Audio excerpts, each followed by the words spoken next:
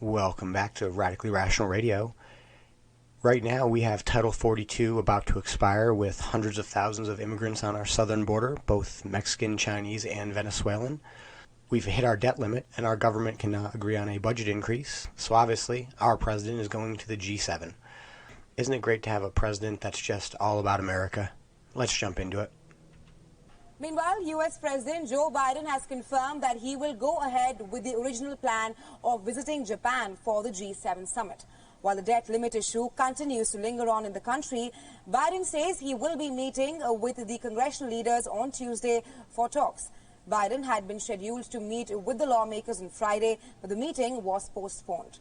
A plan to raise the nation's debt limit has been in the offing to avoid a catastrophic default, but consensus continues to elude. Speaking to the reporters in Delaware, Biden said he remained optimistic about agreeing on a deal. Biden said he had received an update on how the talks had gone between the administration staffers and their congressional counterparts. I remain optimistic because I'm a congenital optimist. But I really think there's a desire on their part as well as ours to reach agreement. I think we'll be able to do it. Biden said he still plans to leave on a trip to Japan this week for a meeting of G7 leaders. He has been scheduled to leave on Wednesday.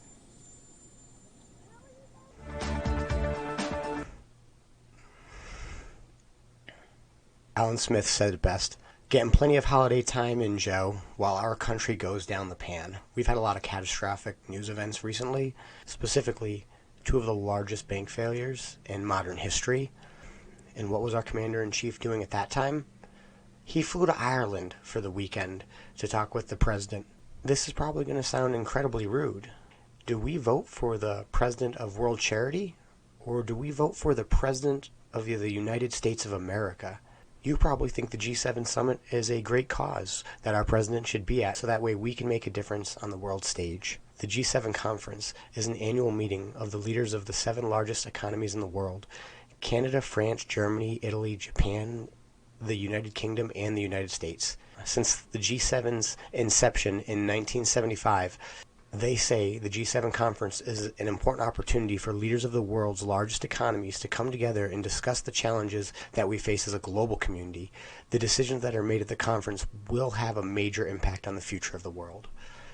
They've been going since 1975. If they've had an impact, it's only been negative, and it's been one of the most expensive things that our country does.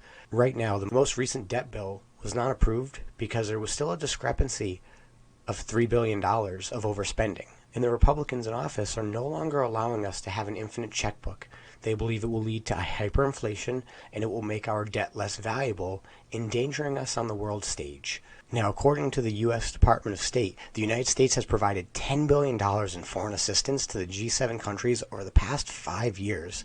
The assistance has been used to support various programs: economic development, public health, education, climate change, migration and adaptation, security. Every global entity always wants to focus on climate change and security. They want to take freedom away and control carbon. The United States is the largest donor to the G7, providing more than twice as much as the assistance of the largest donor, Germany.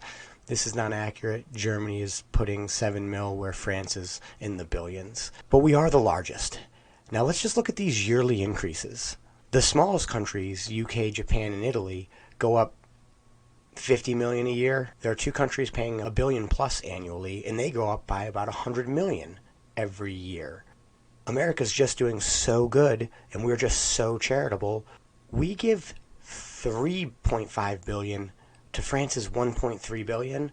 So if we're paying 3 times as much, our annual increase is probably the same as these guys. 3.5 billion, 3.8 billion, 4.1. Our G7 budget increases by $300 million a year. How is it that we all agree that if a plane is crashing, you put the air mask on yourself first before helping anyone else? Because everyone agrees that if you are not strong enough to save yourself, then you are not able to save someone else.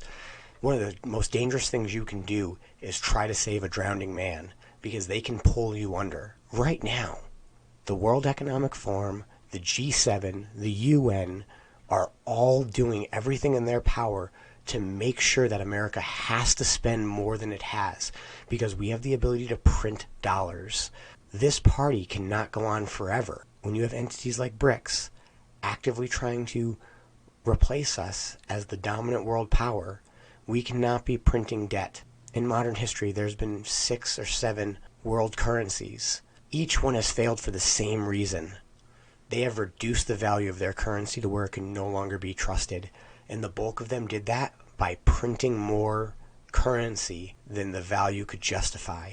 And this is what we're doing every day. And now our president is going to the G7.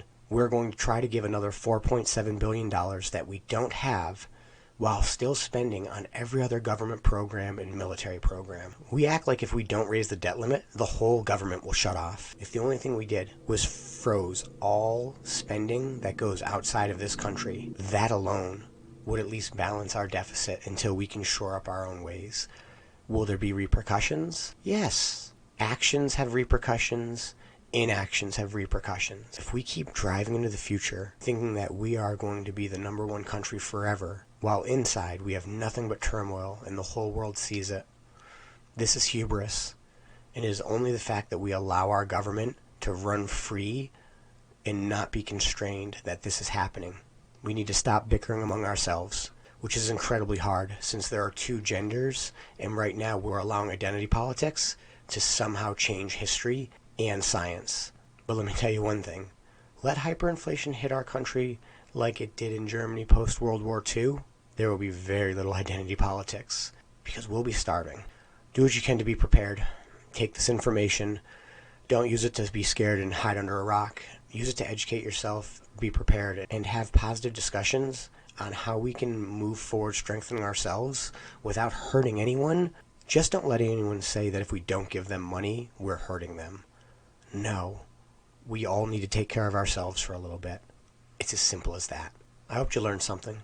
I'm Tristan. This is Radically Rational Radio. Like, comment, subscribe. I'll see you in the next episode. Stay resilient.